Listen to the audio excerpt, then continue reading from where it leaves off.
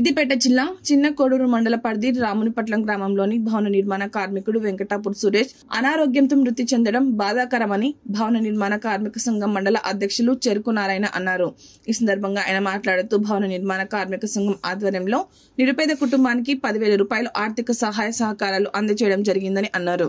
ఈ కార్యక్రమంలో భవన నిర్మాణ కార్మిక సంఘం గ్రామ శాఖ అధ్యక్షులు జరిపోతుల రమేష్, మండల ప్రధాన కార్యదర్శి రవి, కోశాధికారి ఎల్లయ్య, వర్కింగ్ ప్రెసిడెంట్ రమేష్, లింగం, సంఘం సభ్యులు మాణిక్యం, ఎల్లయ్య, నర్సయ్య, పెద్ద లక్ష్మణ్, లింగం, లక్ష్మణ్ తదితరులు పాల్గొన్నారు.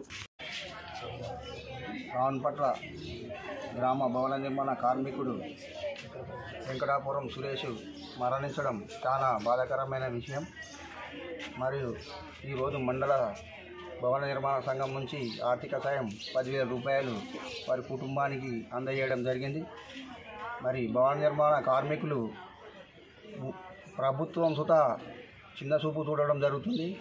రాష్ట్ర ప్రభుత్వం, కేంద్ర ప్రభుత్వం మరి కార్మికులు అంటే మరి వాళ్ళ గవర్నమెంట్ మమ్మల్ని పట్టించుకోవడం లేదు. కాబట్టి ఉన్న లేబర్ కార్డులను రిన్వాల్ చేయమంటే అవి సుత మీ సేవలో సైడ్ ఎత్తలేదు, ఇది ఎత్తలేదు అని చెప్పడం జరుగుతుంది. మళ్ళీ ఒక 10 రోజులు లేట్ అయితే కార్డు ఫెయిల్ అవుతుంది. కానీ అట్లా కాకుండా గవర్నమెంట్ మమ్మల్ని చిన్న చూపు చూడొద్దని కోరుకుంటున్నాం.